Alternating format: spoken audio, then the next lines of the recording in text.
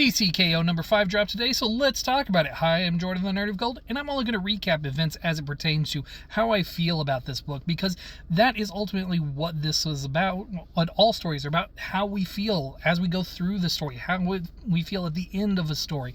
So that's what I want to talk about. I'm not really going to try to sit here and recap everything that happened in this book, because this book is kind of ridiculous, and I don't mean that in a bad way.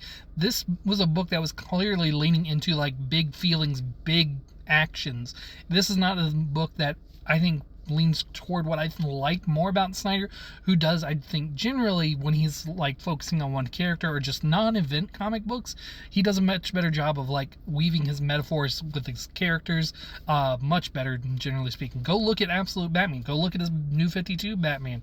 Go look at Metal, which I still think is the superior event between this one and that one.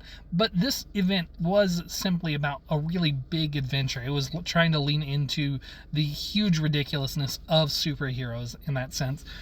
And overall, I think that makes it fine, I guess. I'm not going to sit here and say I hate this event by any means, but do I think it was like a majorly good event in DC's canon? No, not really. The art is excellent throughout it. I love the art on this book, but the story itself, I don't know that it does much of anything. It doesn't really add in much to the multiverse lore or anything like that. I mean, Omega and Alpha Energy were basically introduced maybe a year ago at this point, and they don't seem to have a major effect outside of this event in and of itself. So I don't really see Alpha and Omega Energy making a long-term stay unless Scott is going to sit there and focus on it going forward too.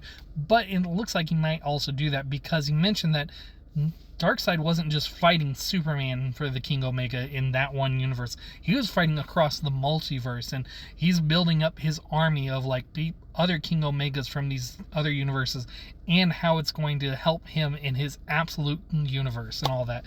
So like, we'll see where this goes. And Superman, he's off doing something. It's not entirely clear what he's doing, or at least I didn't quite catch what it was when upon my first read. Maybe when I read it again, I'll be like, oh yeah, duh, that's where he's going. But at the moment, where he went is kind of a mystery. We know he went to go do something, and it was his choice to go do it because it was filled with all this big energy. But yeah, we don't know exactly what he's going to go do. And again, overall, I would say this was 3.5 stars out of 5 for me in total. It's not bad. It's a fun book for itself. The art is definitely worth it.